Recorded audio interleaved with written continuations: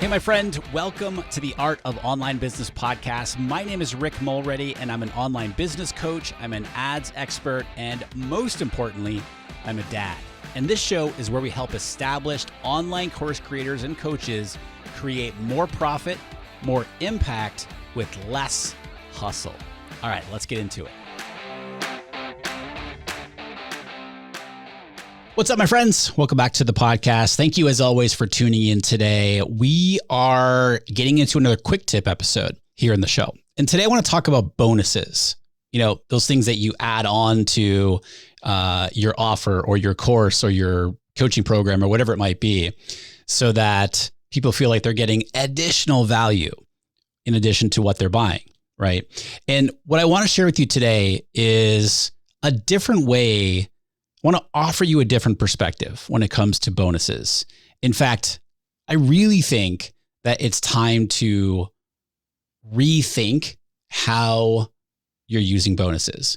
In fact, I actually think you should stop using them in your offers altogether.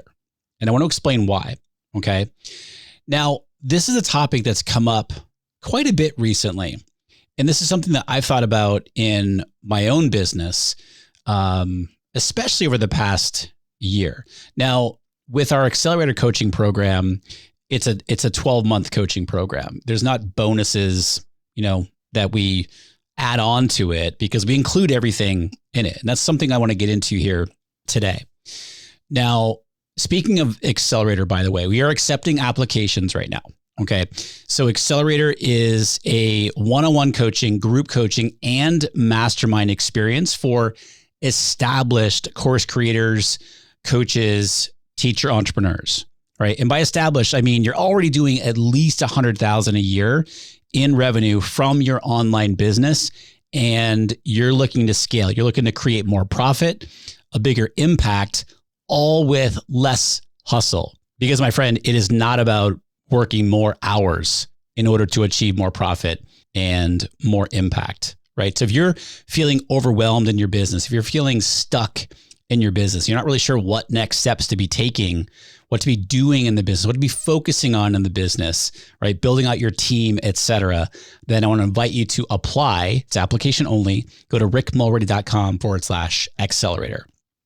Okay. So in the past, when it came to bonuses, generally bonuses, and this is the way I've taught it in the past several years too.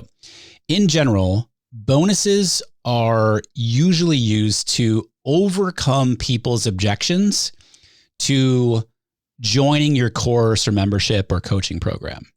Meaning, okay, I don't think this is right for me because I don't have an email list. So if you don't teach how to create an email list in your program, then you might want to include a bonus training about how to start an email list, which brings up, why not just, teach how to build an email list in your program, right? But that's aside the point. We'll talk about that here in just a couple of minutes. So with that, the overcoming objections thing, here's why I see a lot of people including bonuses. And they're including bonuses to compensate for not feeling fully comfortable charging the price that they're charging for their offer. I want to say that again. They're including additional bonuses so that they can make themselves feel better, to sort of compensate for themselves not feeling comfortable charging the price that they're charging for their offer. So they try to add in a whole bunch of bonuses to overcompensate and make themselves feel better about the price that they're charging. They also assign random dollar values, right, to each of the bonuses that they're offering. Something like, they say something like, so you're getting $7,792 worth of value for just, $697. And there's zero judgment here. I used to do this too. I did this for a lot of years. And what I want to offer to you is to give your potential customers more credit than we're giving them, especially when it comes to assigning values to your bonuses, right? My friends, people know what's up, right? In the previous episode, we just heard from Brittany McBean, who is our amazing copywriter, talking all about these types of topics here. We didn't talk about bonuses, but this is something that I'm seeing more and more where people are just coming up with random bonuses to include as part of their offer so that it looks like they're just giving all this additional value as part of their offer, but yet there's no intention behind it. Okay. Now, I'm not saying don't do any kind of bonus, right? So where I think a good bonus, what that might look like, granted, it's not super scalable. If you have a team that could handle calls, that's a different story. But if you're on the smaller side in your business and you have the opportunity to do this, I think a good option for a bonus would be time with you, right? A coaching call or something like that, a 30-minute coaching call. Okay. Now, if you don't offer this in your business as it is, don't go assigning some, made up value of a coaching call with you, right? If you offer this then at a certain price, then go ahead and do that. But don't go randomly making up some, dollar value for a 30-minute coaching call with you if it's not even something that you offer. Okay.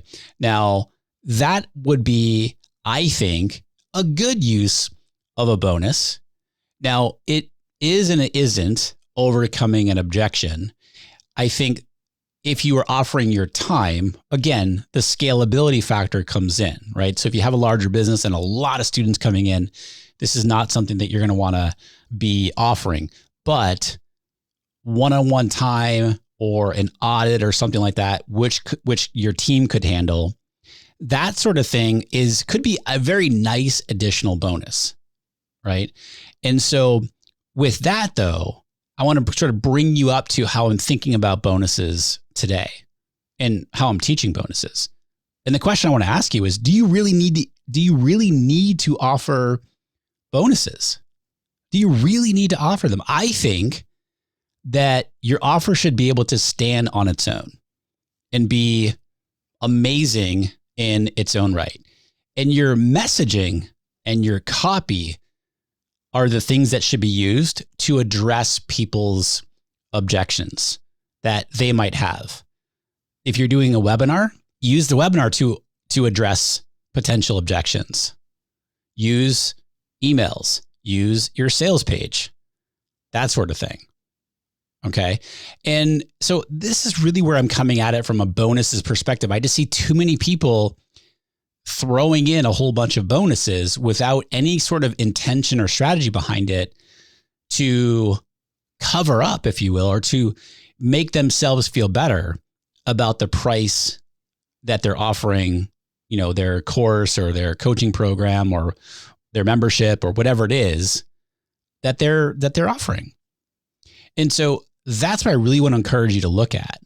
If you have bonuses tacked on to one of your offers or to whatever many offers that you have, I'd look at why you are using them. And are you using them for the right reasons? In fact, I actually think that for the most part, bonuses really aren't necessary anymore. Again, are there, exceptions to that? Of course there are. But I'm of the mind that your offer should be able to stand on its own and just be the amazing offer that it is and include what people need in that offer, right? I know it's a concept, right? And let your messaging, let your copy, let your webinar, let your videos, whatever it is that you're doing, your emails, whatever it is that you're doing to sell your offer, let those things overcome people's objections. You can include that in your copy, in your sales pages, etc. Okay. So I really want you to think about that.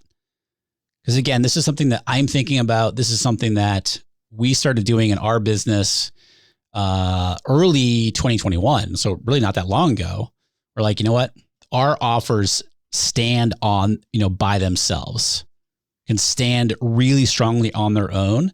And this is not something that we need to do to overcompensate for anything. If you don't feel like your pricing, if you don't feel confident in your pricing, that's a huge red flag. If you are not confident in your pricing, when you go to convey the pricing to your audience, to your people, they're going to see right through that. You have to feel confident in your pricing, right? And so one of the things that I talk to our accelerators all the time about is, does it make sense to increase your price? And a lot of times they're underpricing their offer. And when we start throwing around, different pricing opportunities, I'm not telling them what to price it on, right? But we start brainstorming different ways to think about it. They might think like they have to make this big jump. They're like, a light bulb goes off and they're like, yeah, I really should be increasing because of the value that we provide, delivering on the promise that we make with our program. But they might not be ready to make that big a jump. And so if they know that they want to charge, that higher price, just as an example, if they realize they're like, you know what? Yeah, I really think I should charge more for this, but they're not quite comfortable with that amount yet.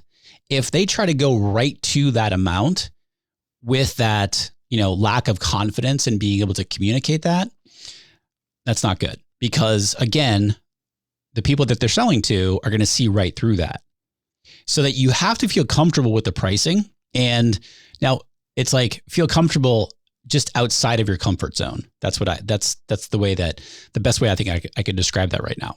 And so you do have to be able to confidently communicate and message about your offer and your pricing for it.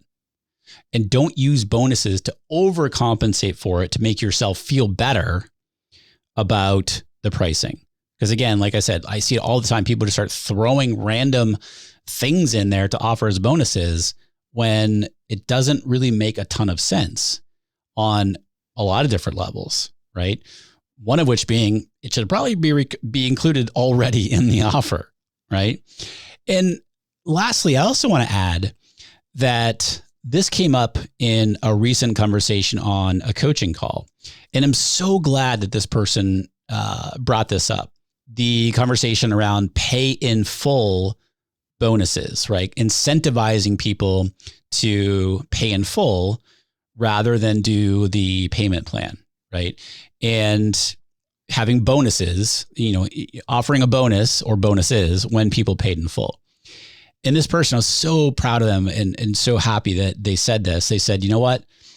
I'm not doing pay in full bonuses because I want my offer to be accessible to everyone, regardless of whether they can afford to pay in full or not. I'm not going to incentivize a pay in full option for accessibility reasons. I want this to be, the accessibility for everyone. Love that. And that's what we're all about here. So if you're thinking about including a pay in full bonus, I'd really think about why you're doing that. Now, number one, I totally understand it. And again, I did this for years, but this is part of the growth that we've experienced, that I've experienced over the past year and a half, in that, you know what, let's not incentivize people to pay in full when this is really about accessibility and whether someone can afford it. If someone cannot afford to pay in full, let's not penalize them for that fact, right? And so I'd love to get your thoughts on everything I've said today about bonuses. Leave a rating and review for the show over on Apple Podcast, or I guess you can now do that, by the way, on Spotify. And I'll be sharing how to do that because I heard from somebody recently that you can do that. I haven't seen it myself. Or shoot me a DM on Instagram. I'm at Rick Mulready. Let me know what your thoughts are here on bonuses. As always, my friend, Thank you for tuning in today. Super appreciate you. I'll see you right back here for the next episode here of the Art of Online Business podcast.